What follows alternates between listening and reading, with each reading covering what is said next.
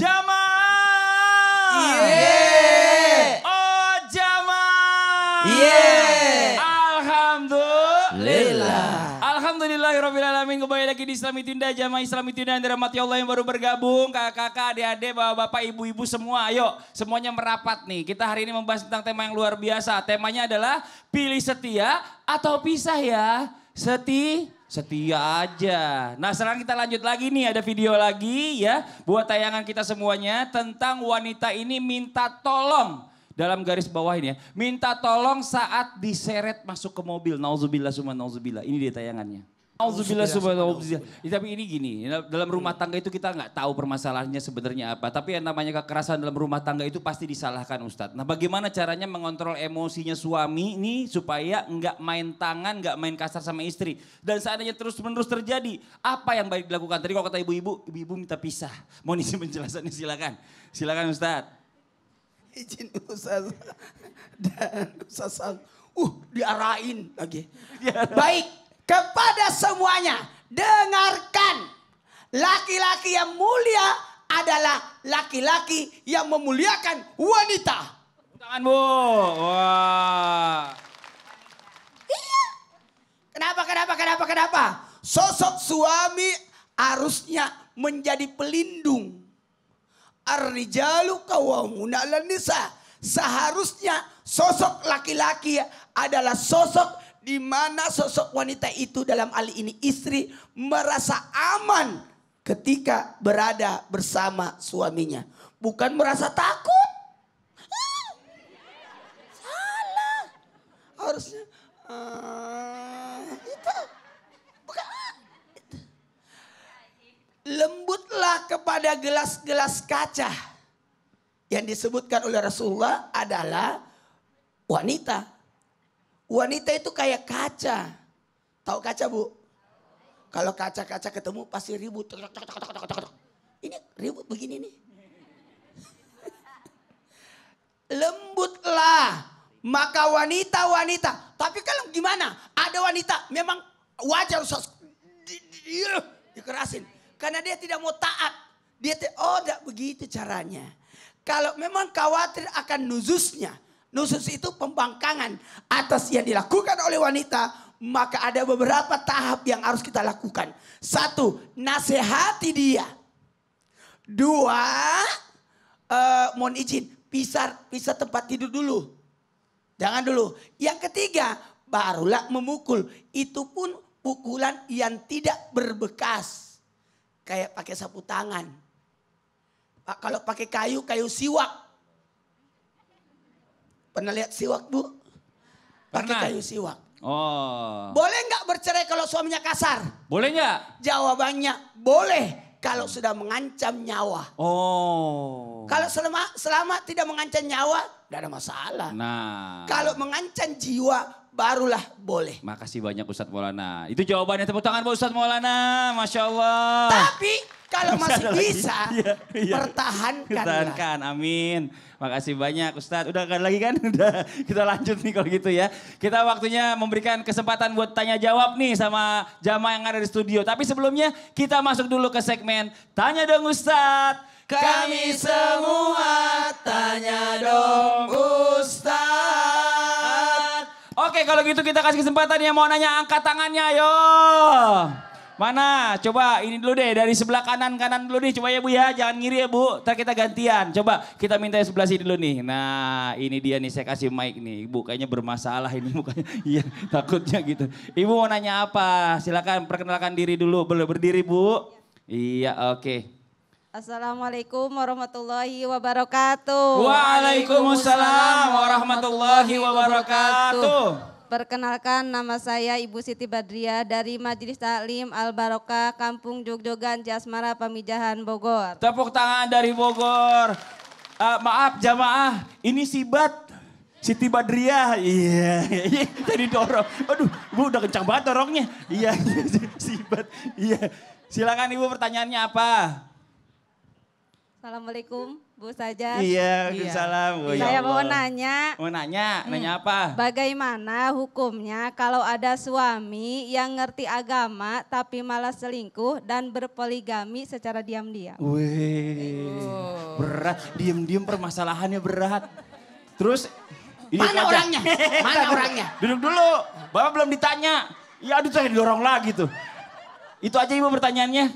Itu aja, udah. Sekian dari saya. Wassalamualaikum warahmatullahi wabarakatuh. Waalaikumsalam warahmatullahi dorong lagi saya. Warahmatullahi wabarakatuh. Ustazah jawab nih, tolong izin. Duh. Saya dorong-dorong saya diam di sini dah. Baik, terima kasih Kak Fadli. Terima kasih Ibu pertanyaannya. Izin Ustadz Sam dan Ustadz Maulana. Bismillah. Walhamdulillah. Wassalatu wassalamu ala rasulillah. Muhammad ibn Abdillah wa ala alihi wa ashabihi wa man tabi'ahu wa nasarahu wa wala. Wa la hawla wa la quwata illa billah. Jamaah. Kalau kita bahas masalah selingkuh, kemudian juga bahas poligami, ini saya mau jelaskan dulu nih perbedaannya. Pertama, kalau selingkuh ini biasanya condong kepada pengkhianatan. Tapi kalau poligami tidak harus ada pengkhianatan. Artinya bisa jadi orang yang mohon maaf setia, tapi dalam satu keadaan dia melakukan poligami. Jadi ini harus dipahamin dulu nih, selingkuh dengan poligami adalah keadaan yang sangat berbeda. Ya, di dalam Islam tentu selingkuh jelas mutlak ini dilarang dan bahkan haram hukumnya. Selingkuh. Allah firmankan dalam Al-Quran, A'udzubillahi minasyaitonirrajim. Wala taqrabuz zina. Fa innahu kana fahisyah. Nih jangan deketin aja nggak boleh, mendekati perzinahan aja nggak boleh, apalagi kalau sampai melakukan perzinahan. Naudzubillah min dzalik. Karena itu adalah sebuah perbuatan yang amat sangat keji. Dalam Islam sepakat tidak boleh adanya perselingkuhan karena itu jelasan jauh dari kesetiaan dan itu termasuk kepada pengkhianatan. Nah, sekarang kalau kita bahas masalah poligami dalam Islam, ya, dalam Islam ini dibolehkan berpoligami. Akan tetapi dengan satu syarat, syaratnya yaitu adil. Fa in khiftum alla ta'dilu fawahidah. Tapi kalau memang kita takut nih, wahai kaum suami, kaum laki-laki, itu dibolehkan dan memang diperbolehkan dalam syariat. Pun seorang wanita tidak boleh mengatakan bahwa poligami itu adalah sebuah hal yang kemaksiatan. Akan tetapi wahai para suami, kalau memang ingin melakukan poligami, maka coba kita introspeksi dulu. Akankah kita melakukan sebuah keadilan dalam pernikahan? Jadi ini sangat penting. Apalagi kalau seseorang, khususnya suami, sudah punya dasar ilmu. Harusnya seseorang yang punya dasar ilmu, satu, dia lebih bijaksana dalam memutuskan satu keputusan. Kemudian kalau orang sudah memiliki ilmu, pasti dia akan menimbang-nimbang mana plusnya, mana minusnya, bagaimana kekurangannya, dan bagaimana kelebihannya. Dan yang ketiga, orang yang sudah memiliki ilmu jelas tidak mungkin berselingkuh. Dan orang yang memiliki ilmu pasti dia ketika melakukan sesuatu, ya khususnya terkait poligami, pasti melibatkan Allah untuk menentukan apakah itu yang terbaik.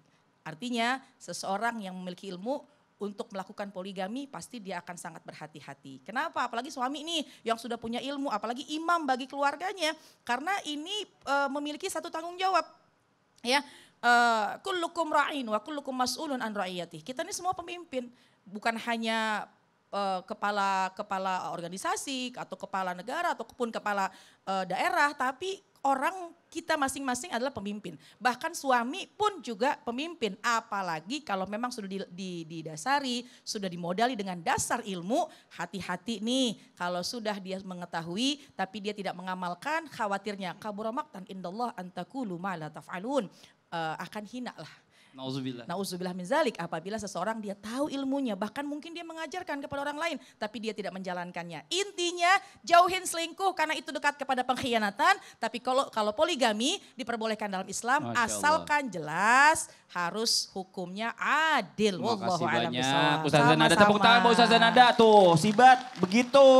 Kalau orang ngerti agama nggak, bukannya selingkuhnya ini. Nikah lagi siap di poligami? Enggak. Terima kasih banyak. Tepuk tangan dong buat Ibu Siti Badriah. Saya coba tanya lagi ya, yang mau nanya lagi angkat tangan sini ayo. Mana? Yang sebelah sini dulu ya Bu ya. Saya coba ini nih Ibu kacamata. Ini Bu, maaf Bu. Iya silakan Ibu. Berdiri Bu. Bismillahirrahmanirrahim. Assalamualaikum warahmatullahi wabarakatuh. Waalaikumsalam warahmatullahi wabarakatuh. Perkenalkan, nama saya Yani Suryani dari Majelis Taklim Al-Barokah, Kampung Jogjogan, Desa Ciasmara, Kecamatan Pamijahan, Kabupaten Bogor. Oh, tepuk tangan dong Bu. Ini paling enggak nih suaminya camat, apal banget alamatnya. Tanya dong Pak Ustadz. Pak Ustadz, Maulana. iya. Ustadz Maulana. Mau nanya apa Ibu, Bu Begini Yani? pertanyaannya, bagaimana dengan suami yang malas bekerja dan mengandalkan istrinya untuk bekerja serta membiarkan istrinya menjadi tulang punggung keluarga. Demikian pertanyaannya. Terima kasih dan Assalamualaikum warahmatullahi wabarakatuh. Waalaikumsalam warahmatullahi wabarakatuh. Makasih banyak Ibu Yani. Tuh istrinya suruh jadi tulang punggung keluarga. Suaminya main game di rumah. Silakan dijawab. Kepada semua laki-laki dimanapun berada. Ya. Dengarkan baik-baik. Dengarkan baik-baik. Islam tidak mengendaki kemalasan. Maaf. Tidak ada nabi yang pengangguran. Tidak ada. Sekelas Nabi Daud saja raja, itu masih bekerja. Jadi tukang besi, pandai besi. Sekelas Nabi Sulaiman yang kaya, tetap membuat tas. Jualan tas. Mohon maaf, Anda siapa? Nabi. Tidak. Harus kerja dan tidak boleh mengandalkan wanita. Karena wanita itu bukan tulang punggung tapi tulang rusuk. Sebagai partner. Sekecil-kecilnya pendapatan suami itu adalah pendapatan yang berkah. Minimal ada nilai tanggung jawab. Tapi kadang-kadang ada laki-laki bukan malas. Posisinya memang belum dapat pekerjaan atau habis di PHK. Sebaiknya tetap ada tanggung jawab. Minimal dia yang ngantar istrinya pergi bolak-balik tempat kerjanya. Dan tetap ada nilai tanggung jawab. Mohon maaf, bukan besar kecilnya nafkah itu. Bukan. Tapi nilai tanggung jawab. Memberi nafkah. 1, 2, 3. Memberi nafkah. Bukan mencari nafkah. Karena ada juga bukan malas tapi pelit. Beda lagi nih. Ada yang malas, ada yang pelit. Dia cari nafkah tapi tidak memberi nafkah. Ini posisi juga nih. Gimana menghadapi suami seperti ini? Apakah minta cerai? Cerai aja ibu-ibu. Ih, ibu mah dari tadi mah di sebelah sana mah kayaknya pengen banget cerai. Jangan Bu, nggak enak jadi janda nggak Kalau enak. bisa diingatkan, Bu, kalau bisa disadarkan. jadi janda tuh nggak suami enak. yang iya. Ini udah aja nggak enak katanya. Suami yang malas itu diingatkan. Diingatkan, tuh. Suami yang pelit diingatkan. Bu Yani, kalau cari suaminya suaranya serak, paling nggak undangan maulidnya banyak. Tepuk tangan dong buat Bu Yani. Aduh. Yang suaranya serak nih karena undangan maulidnya banyak. Kak. Satu lagi. Emang lagi cuaca. Cuaca disalahin. Ya yang mau nanya lagi angkat tangan Ibu di sini ayo. Mana lagi sebelah sini nih. Gantian ya Bu ya biar adil. Ini mohon izin silakan Ibu. Maaf Bu. Punten, boleh saya duduk di sini sekalian? Oh ya, Ibu diri dulu Bu, boleh nanya dulu. Silakan namanya. Bismillahirrahmanirrahim. Assalamualaikum warahmatullahi wabarakatuh. Waalaikumsalam warahmatullahi wabarakatuh.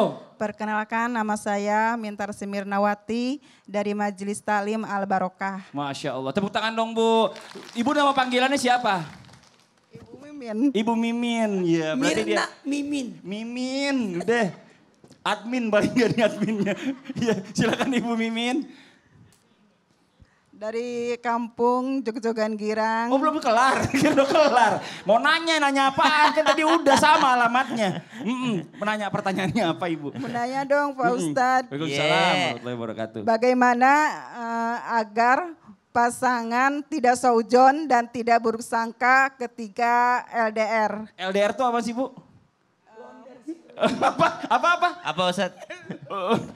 Long distance relationship, jadi jarak jauh hubungannya gitu ya. Oh gitu, biar gak seuzon. Terus apa lagi Bu? Apalagi di daerahnya susah sinyal. Oh itu kadang ada itu biasanya.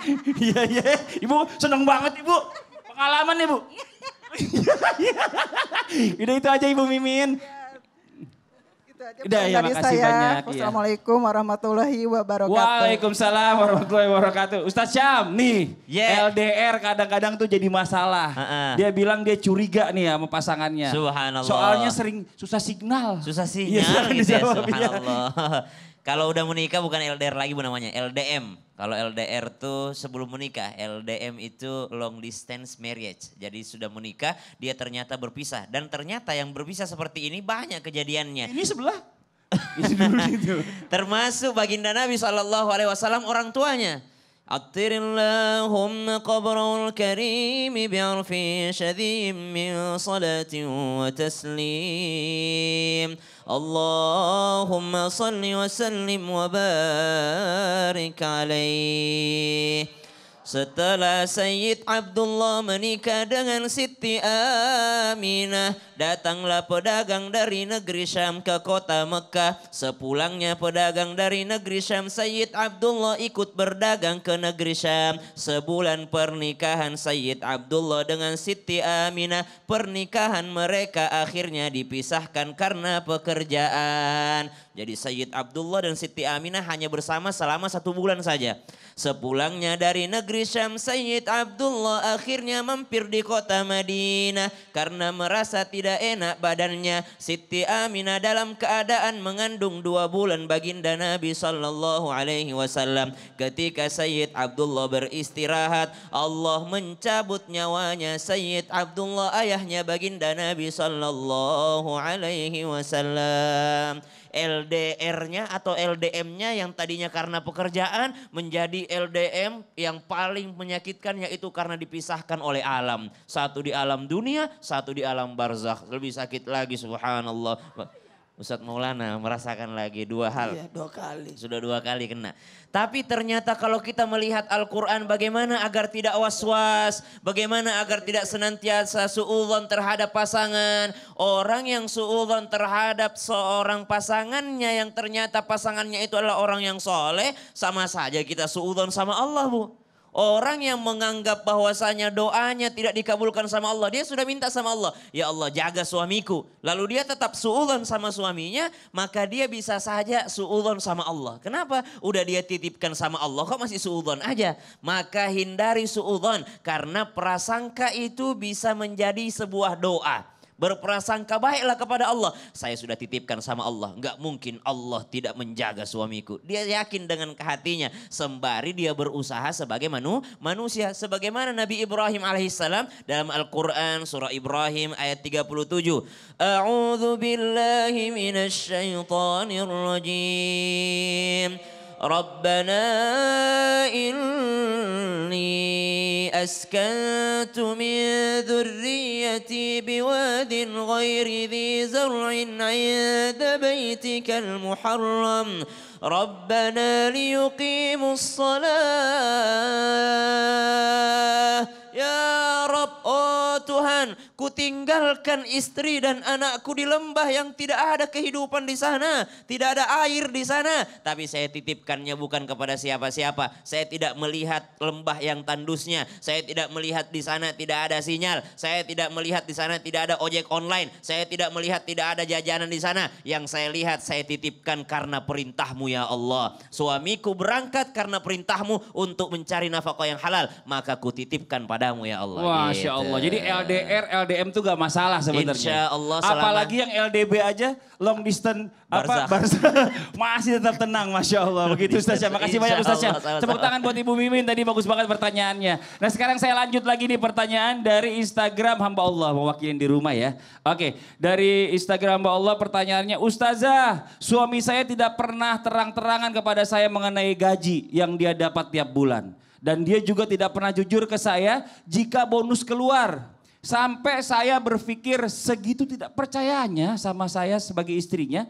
Jika suami tidak transparan dalam keuangan rumah tangga seperti itu, lebih baik istri tetap setia atau pilih pisah. Waduh, ini gara-gara keuangan bahaya juga ini. Ustazah, Ya, mohon izin nih. Ini siap, yang Kak nanya Fadli. perempuan, yang jawab perempuan. Iya. Apalagi udah ditembak nih Ustazah, mohon izin dijawab silakan. Siap, terima kasih Kak Fadli. Baik, izin Ustaz Syam dan Ustaz Maulana. Bismillah, walhamdulillah, wassalatu wassalamu ala rasulillah. Jamaah. Iya. Oh jamaah.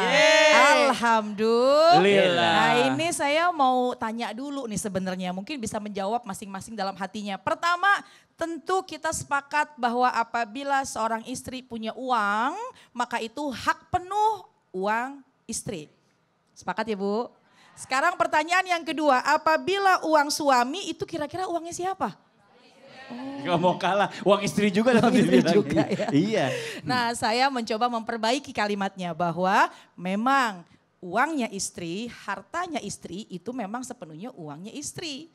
Apabila diingin menggunakan ya dipersilahkan saja. Tapi yang kedua nih, di dalam hartanya suami ada haknya istri.